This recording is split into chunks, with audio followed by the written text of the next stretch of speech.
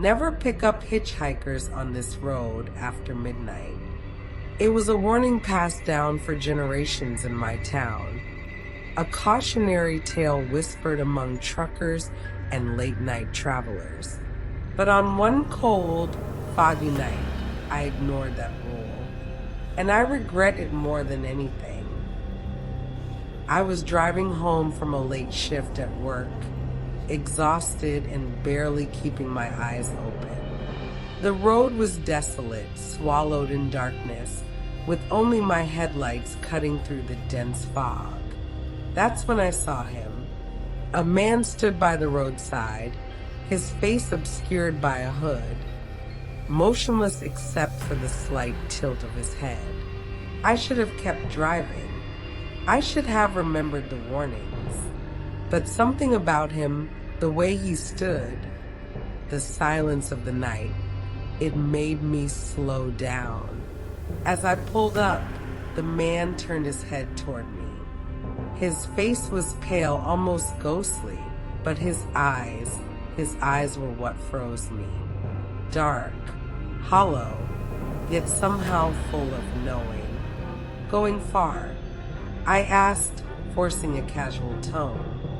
He nodded, stepping toward the passenger door. Without thinking, I unlocked it. He slid in, closing the door without a sound. That's when everything changed. The car suddenly felt colder.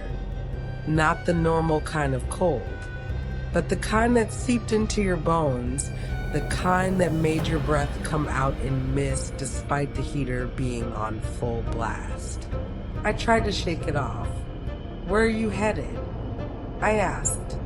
No response. I glanced at him, but he was just staring straight ahead. His hood still shadowed most of his face, but I could see the corner of his mouth slightly curled, like he was amused. The silence stretched between us, thick and suffocating. The only sound was the hum of the engine and the occasional whisper of the wind outside. Then, in the rearview mirror, I saw it. A second face. I slammed the brakes. My heart pounded so loudly I swore it would burst through my chest. The man didn't move, didn't flinch. But in the reflection, there was someone or something sitting directly behind me. A woman. Her face was pale, her mouth stretched open in a silent scream. But her eyes were the same as his. I turned around. Nothing. Just an empty back seat. I swallowed hard and faced forward again, gripping the wheels so tight my knuckles turned white. My passenger was still there, still staring ahead. What the hell was that? My voice came out in a whisper. Finally, he spoke. His voice was deep, smooth, but with an eerie hollowness behind it. "You picked me up." I blinked. "What?" His lips curled into that same knowing smile. "And now, I ride with you." My blood turned to ice. The car engine sputtered, the radio crackled to life with static, and the headlights flickered. My grip on the wheel tightened as I pressed the gas. I needed to get off this road, but the further I drove, the longer the road stretched. The town never appeared. The turns I knew by heart were gone. I was driving straight into nothingness, and in the mirror, more faces began to appear.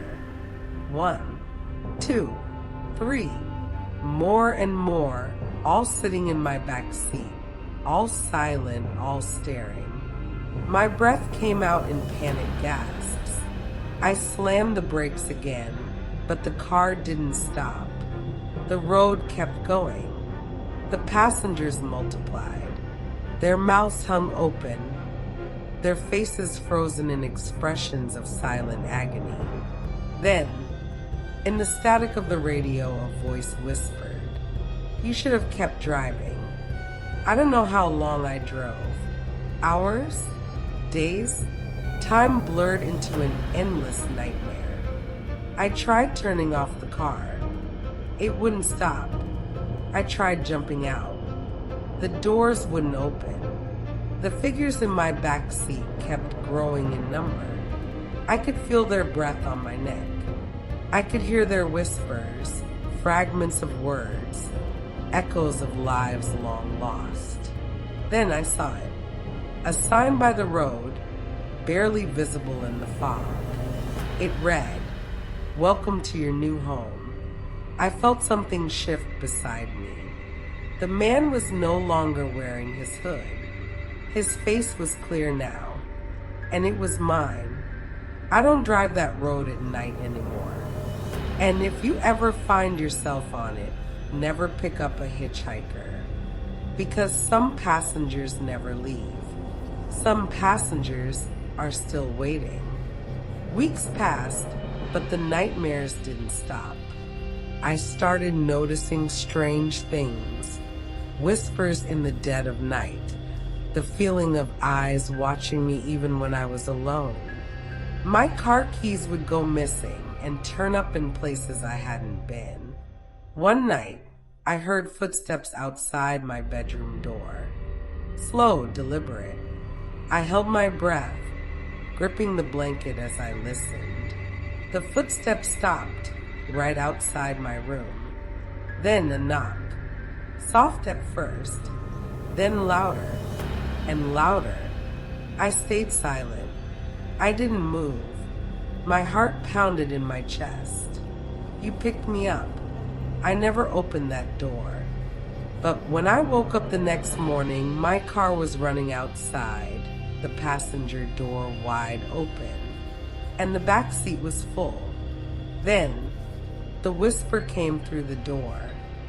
As I sit here writing this, I can feel him watching me. He never left, and now neither will I.